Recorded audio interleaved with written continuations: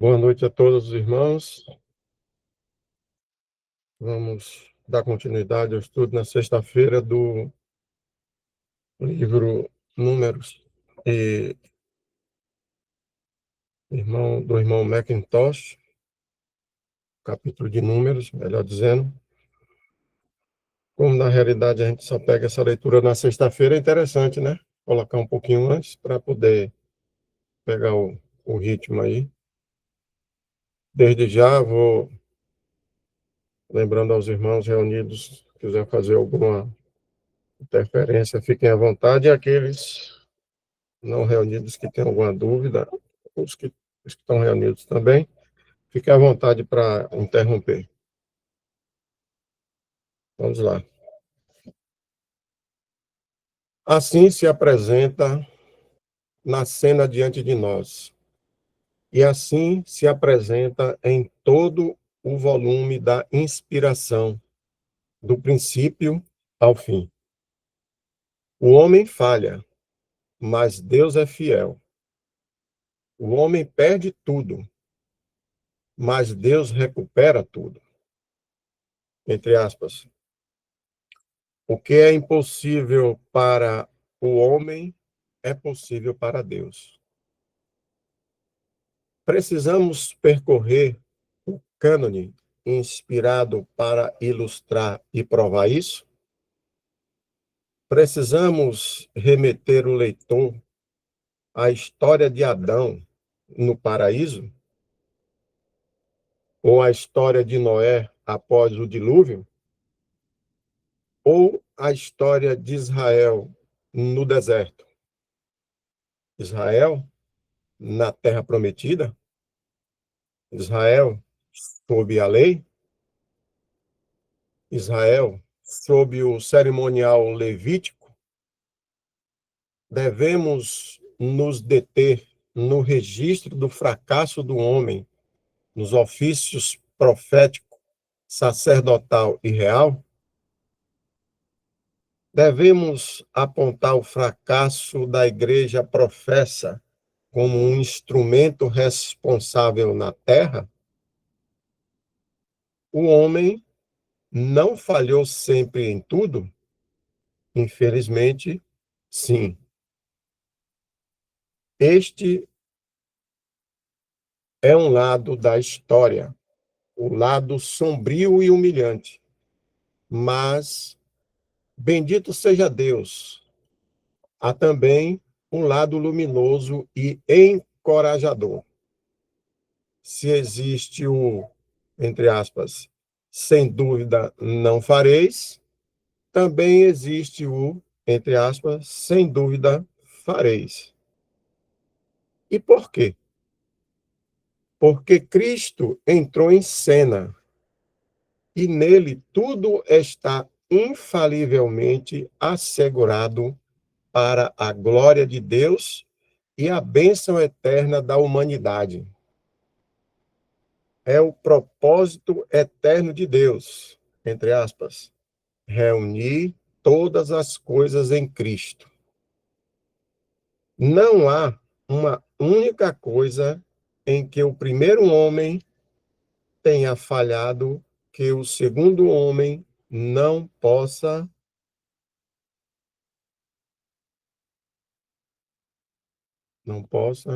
cumprir. Tudo é estabelecido sobre uma nova base em Cristo. Ele é o cabeça da nova criação, herdeiro de todas as promessas feitas a Abraão, Isaque e Jacó, referentes à terra. Herdeiro de todas as promessas feitas a Davi, concernentes ao trono. O governo estará sobre os seus ombros. Ele carregará a glória. Ele é o profeta, sacerdote e rei. Em suma, Cristo cumpre tudo o que Adão perdeu e acrescenta muito mais do que Adão jamais teve. Portanto, quando observamos o primeiro Adão e seus feitos, seja qual for a perspectiva, a sentença é, entre aspas, sem dúvida, não o fareis. Não permanecereis no paraíso. Não mantereis o governo. Não herdareis as promessas. Não entrareis na terra. Não ocupareis o trono. Não entrareis no reino. Vou dar uma parada aqui para os irmãos fazerem alguma interpelação, se quiser, ou alguma dúvida. Agora é interessante como ele faz a perspectiva da leitura que vai desde de Adão até esse momento, com não só com uma responsabilidade colocada, vamos dizer assim, a Cristo, mas uma responsabilidade salvadora, de que não haverá nenhum risquinho de dúvida do que o que foi falho no primeiro jamais será falho no segundo. Interessante. Isso é formidável. E assegura a gente, né?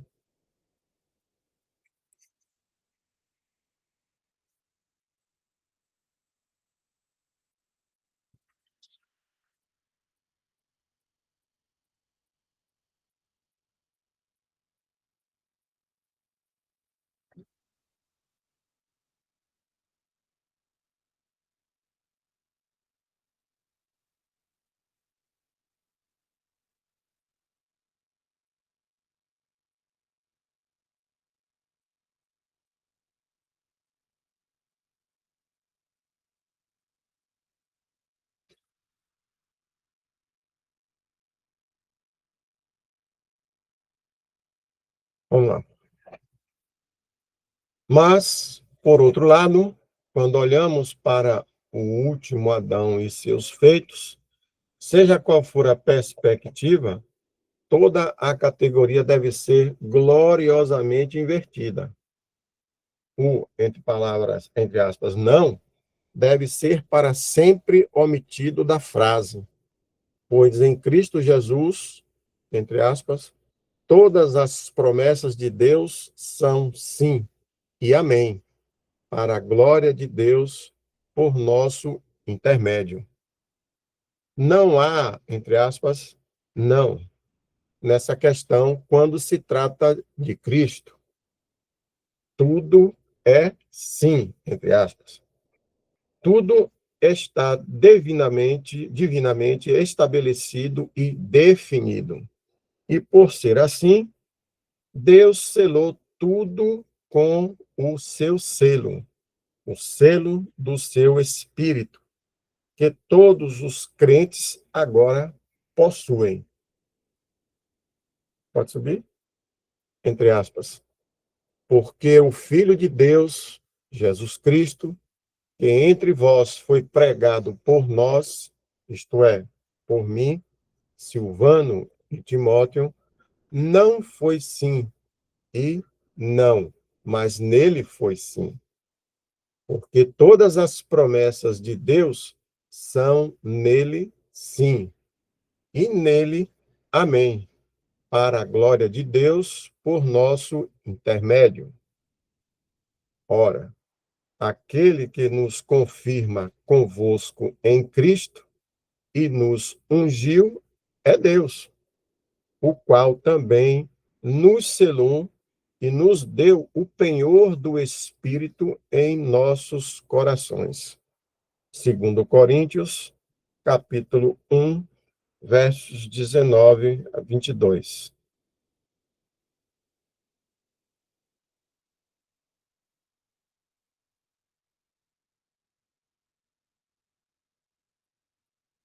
Assim, os versículos iniciais de Números 15 devem ser lidos à luz de toda a obra de Deus.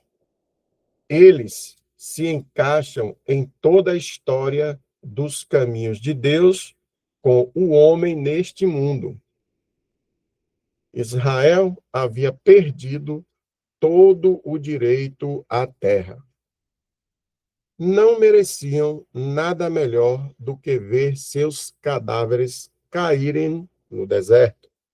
E, no entanto, tão grande e preciosa é a graça de Deus, que ele pôde falar com eles sobre a sua entrada na terra e instruí-los quanto aos seus caminhos e obras nela.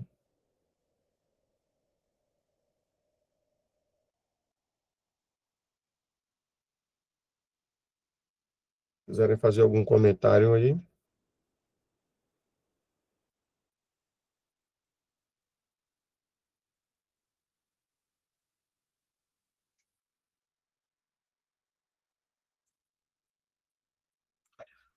Vamos lá. Nada pode ser mais abençoado ou mais consolidador do que tudo isso. Deus está acima de todas as falhas e pecados humanos. É absolutamente impossível que uma única promessa de Deus deixe de se cumprir. Seria possível que a conduta da descendência de Abraão no deserto frustrasse o propósito eterno de Deus ou impedisse o cumprimento da promessa absoluta e incondicional feitas aos patriarcas? Impossível. E, portanto, se a geração que saiu do Egito se recusasse a entrar em Canaã, Jeová das próprias pedras, suscitaria uma descendência a quem sua promessa se cumpriria. Isso ajudará a explicar a frase inicial do nosso capítulo, que surge com tamanha força e beleza após as cenas humilhantes do capítulo 14. Neste último, o sol de Israel parece se pôr um em meio a nuvens escuras e furiosas. Mas no primeiro, ele nasce com um brilho sereno, revelando e estabelecendo aquela grande verdade de que, entre aspas, os dons e a vocação de Deus são irrevogáveis. Deus jamais se arrepende do seu chamado ou de seu dom. E, portanto, ainda que uma geração incrédula murmure e se rebele 10.000 vezes, ele cumprirá tudo o que prometeu. Eis o lugar de repouso divino da fé em todos os tempos, o refúgio seguro e firme para a alma em meio aos destroços de todos os planos e empreendimentos humanos. Tudo se desmorona nas mãos do homem, mas Deus em Cristo permanece. Mesmo que o homem se envolva em negócios repetidamente, sob as circunstâncias mais favoráveis, certamente irá à falência. Mas Deus estabeleceu Cristo na ressurreição, e todos os que creem nele são colocados em uma base completamente nova. São feitos parceiros da cabeça ressuscitada e glorificada. E ali permanecem para sempre. Essa maravilhosa parceria jamais poderá ser desfeita. Tudo está seguro em uma base que nenhum poder da terra ou do inferno jamais poderá tocar. Leitor, diga, compreendes a aplicação de tudo isto a ti mesmo? Descobriste, à luz da presença de Deus, que és, de facto, um falido, que destruíste tudo, que não tens um único argumento a apresentar? Foste levado a fazer uma aplicação pessoal dessas duas frases em que temos estado a refletir, a saber, entre aspas, sem dúvida não farás e sem dúvida farás? Aprendeste a força destas palavras, entre aspas, destruíste-te a ti mesmo, mas em mim está o teu socorro. Está o teu socorro? Em suma, vieste a Jesus como um pecador, perdido, culpado e autodestruído, e encontraste redenção, perdão e paz nele? Faça uma pausa, caro amigo, e considere seriamente estas coisas. Jamais podemos perder de vista o fato importante de que temos algo mais a fazer do que escrever notas sobre o livro de Números. Precisamos considerar a alma do leitor. Temos uma responsabilidade solene a cumprir para com ele ou ela e, portanto, é por isso que, de tempos em tempos, nos sentimos compelidos a desviar, por um instante, da página em que estamos meditando, a fim de fazer um apelo ao coração e à consciência do leitor, e suplicar-lhe, com toda a sinceridade, que, se ainda não se converteu, se ainda não se decidiu, deixe de lado este volume e aplique seu coração seriamente à grande questão de sua condição presente e destino eterno. Em comparação com isso, todas as outras questões se tornam insignificantes.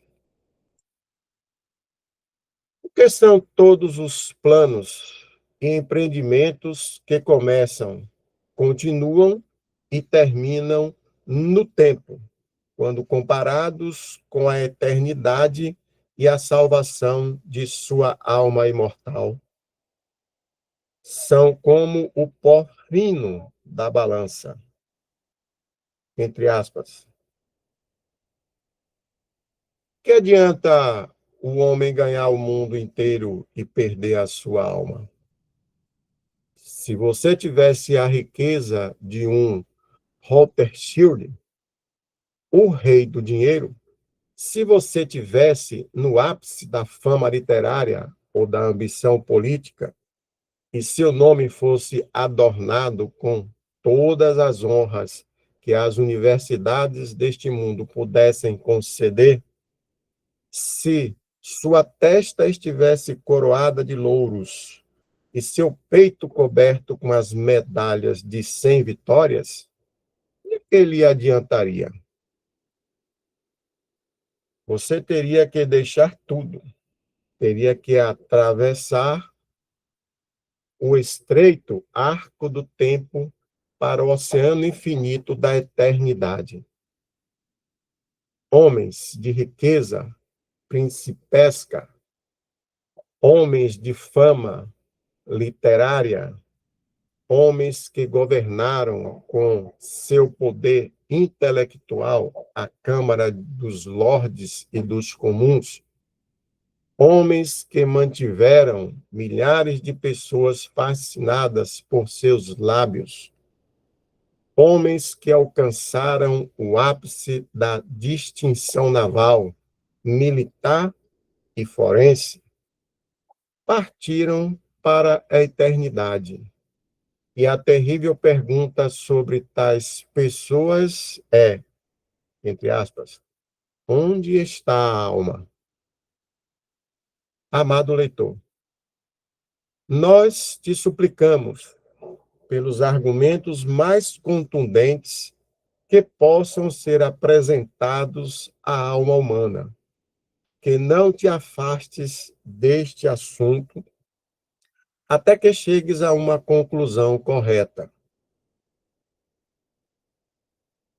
Pelo grande amor de Deus, pela cruz e paixão de Cristo, pelo poderoso testemunho de Deus Espírito Santo, pela terrível solenidade de uma eternidade sem fim, pelo valor inestimável de tua alma imortal, por todas as alegrias do céu, por todos os horrores do inferno, por estes 7 argumentos contundentes, nós te exortamos, neste instante, a vir a Jesus.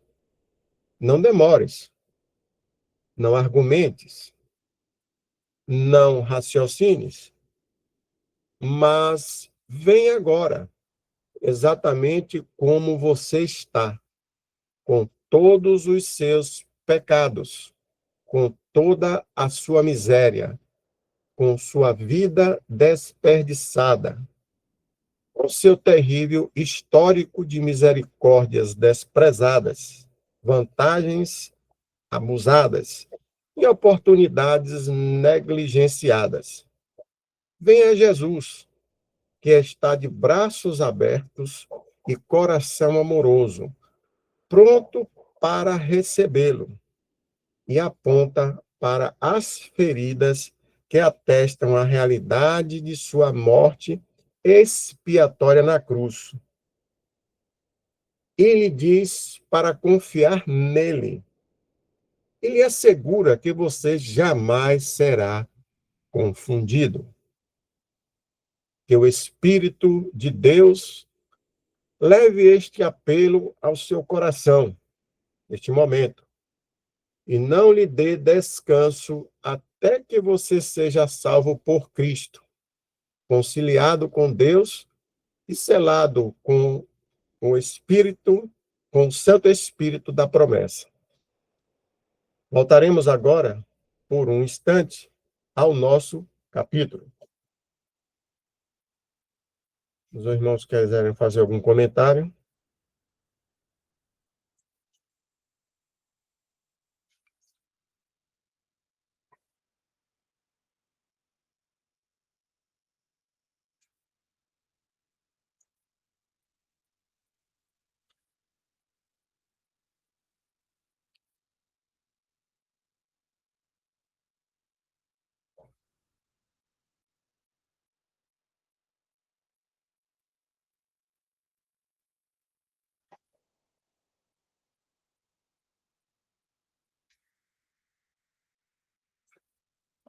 Vamos. Nada pode ser mais belo do que a imagem aqui apresentada. Temos votos e ofertas voluntárias, sacrifícios de justiça e o vinho do reino, tudo fundamentado na graça soberana que resplandece já no primeiro versículo. É um belo exemplo, uma prefiguração magnífica da condição futura de Israel. Lembra-nos das maravilhosas visões que encerram o livro do profeta Ezequiel. A incredulidade, a murmuração, a rebelião, tudo acabou e foi esquecido. Quiser subir? Deus se retira para os seus conselhos eternos e, de lá, aguarda o tempo em que o seu povo oferecerá uma oferta em justiça e cumprirá os seus votos para com ele. E a alegria do seu reino encherá os seus corações para sempre. Números, capítulo 15, versos 3 a 13. Mas há uma característica muito marcante neste capítulo.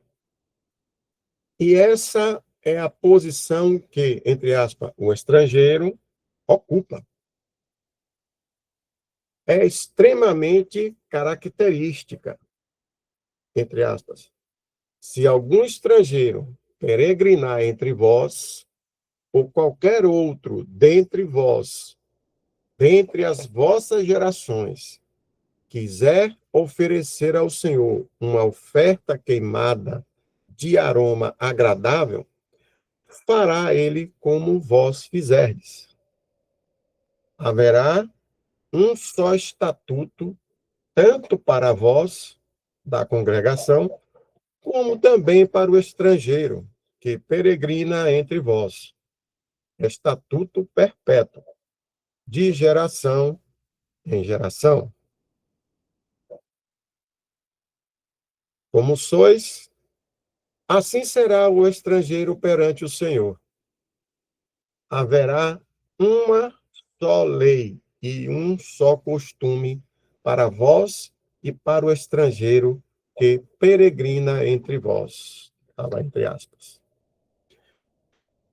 Que lugar para o estrangeiro? Que lição para Israel?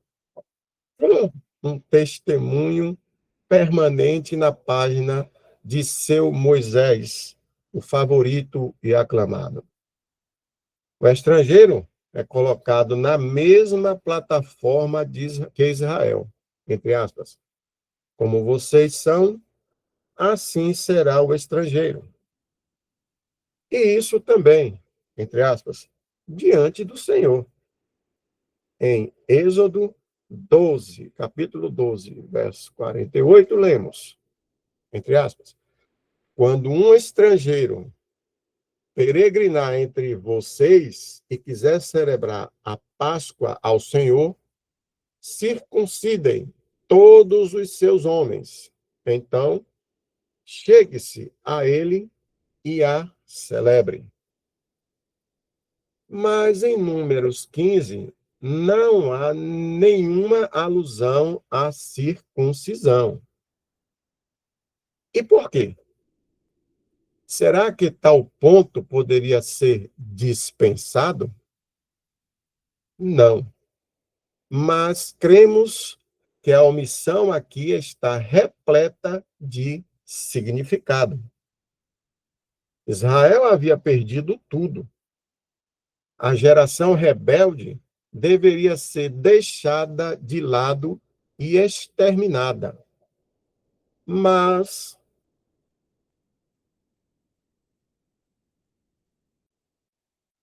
o propósito eterno da graça de Deus deve permanecer e todas as suas promessas devem ser cumpridas. Todo Israel será salvo, possuirá a terra, oferecerá ofertas puras, cumprirá seus votos e provará a alegria do reino. Qual que é o fundamento? Com base na misericórdia soberana. Ora, é exatamente com base nisso que, entre aspas, o estrangeiro será acolhido, e não apenas acolhido, mas, entre aspas, como vós sois, assim será o estrangeiro perante o Senhor. Se os irmãos querem fazer algum comentário.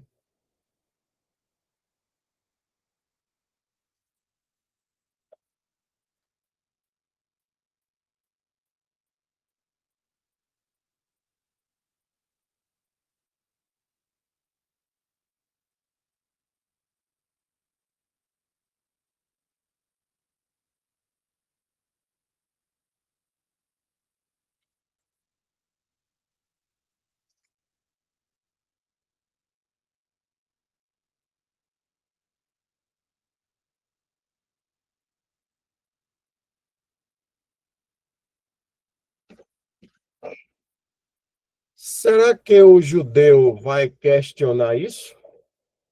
Que ele vai estudar Números, capítulo 13, 14. E quando tiver absorvido em sua alma a salutar lição, que medite no capítulo 15. E temos certeza de que ele não tentará empurrar, entre aspas, o estrangeiro da plataforma, pois estará pronto para se confessar devedor somente da misericórdia e reconhecer que a mesma misericórdia que o alcançou pode alcançar o estrangeiro, e se alegrará em ir em companhia desse estrangeiro, beber das fontes da salvação abertas pela soberana graça do Deus de Jacó.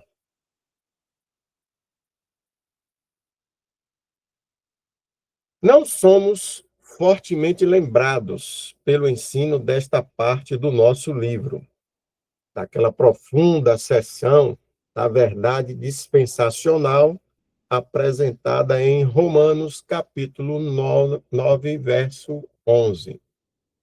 Particularmente de seu magnífico final, entre aspas, os dons e a vocação de Deus são irrevogáveis, pois, assim como vós, estrangeiros, no passado não crestes em Deus, mas agora alcançastes misericórdia por causa da incredulidade deles.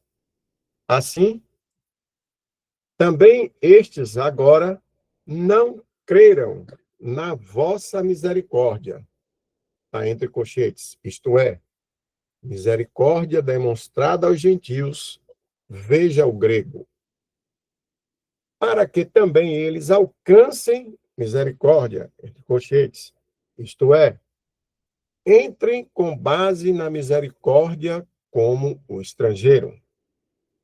Porque Deus encerrou a todos na incredulidade, para que pudesse ter misericórdia de todos, entre colchetes, judeus e gentios, Israel e o estrangeiro.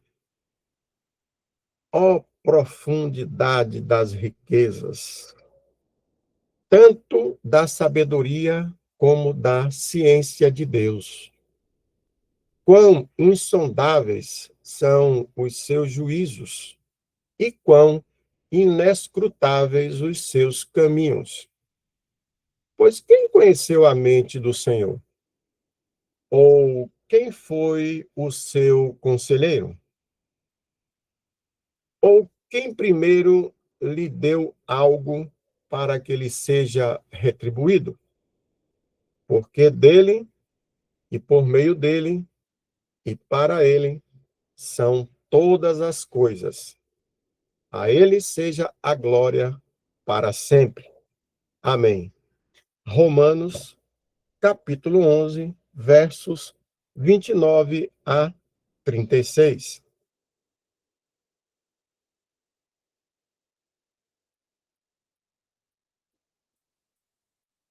Nos versículos 22 a 31 do nosso capítulo, encontramos instruções sobre os pecados da ignorância e os pecados da presunção. Uma distinção muito séria e importante. Para os primeiros, há ampla provisão na bondade e misericórdia de Deus. A morte de Cristo é apresentada nesta parte do capítulo, em seus dois grandes aspectos. O holocausto é a oferta pelo pecado, isto é, seu aspecto para Deus e seu aspecto para nós. Também encontramos toda a preciosidade, fragrância e alegria de sua vida e serviço, perfeitos como homem neste mundo, simbolizados pela oferta de cereais e pela oferta de bebida.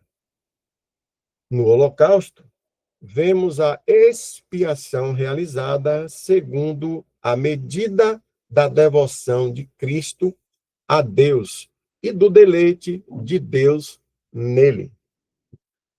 Na oferta pelo pecado, vemos a expiação realizada segundo a medida das necessidades do pecador e da abominação do pecado aos olhos de Deus.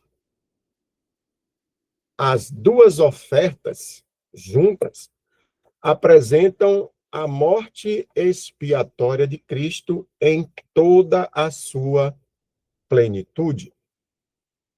Então, na oferta de carne, temos a vida perfeita de Cristo e a realidade de sua natureza humana manifestada em todos os detalhes de sua trajetória e serviço neste mundo. Já a oferta de bebida simboliza sua completa entrega a Deus.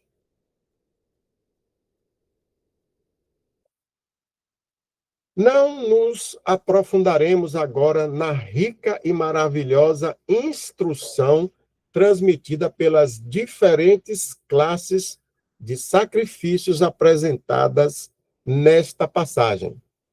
O leitor que desejar estudar o assunto mais a fundo pode consultar um pequeno volume intitulado Notas sobre o livro de Levítico, entre parênteses, páginas 1 a 140. Aqui, apenas declaramos, da maneira mais sucinta possível, o que consideramos ser o principal significado de cada oferta. Entrar em detalhes seria apenas repetir o que já escrevemos.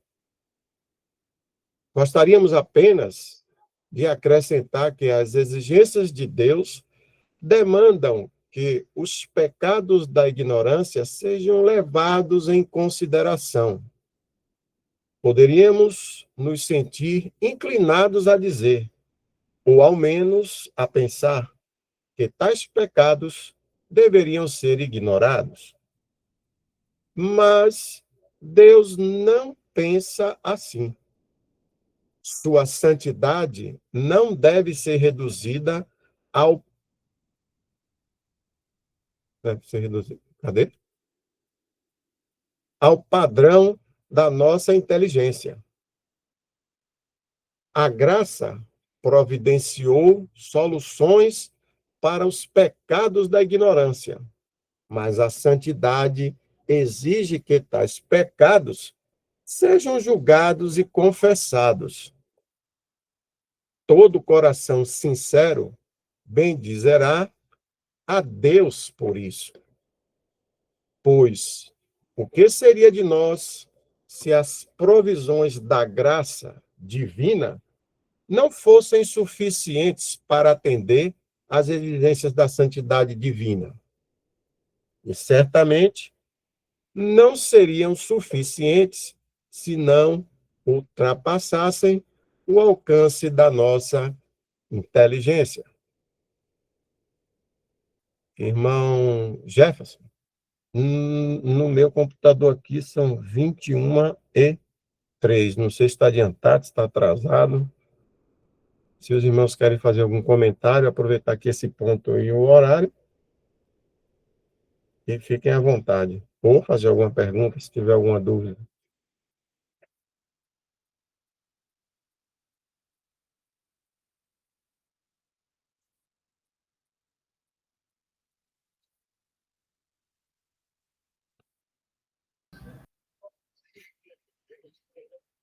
Com certeza o seu deve estar adiantado, viu? 21. São quanto aí? 21h01. 3 minutos. É aquele período quando passa os 45 minutos que o juiz acrescenta alguma coisa, né? Tá certo, irmão. Como isso só foi leitura, então a gente podemos estar encerrando, né, irmãos? Vê aí qual é o próximo título aí, se tem, qual é o parágrafo. Isso, bem lembrado. Se estivermos aqui ainda, irmão, nós vamos a partir desse parágrafo aqui, né? Ok. E, E, no entanto, embora tudo isso seja de modo geral, plenamente admitido, é frequentemente lamentável ouvir os cristãos professos. ok, está tirando aqui a gravação, Passando para ti. certo, irmão?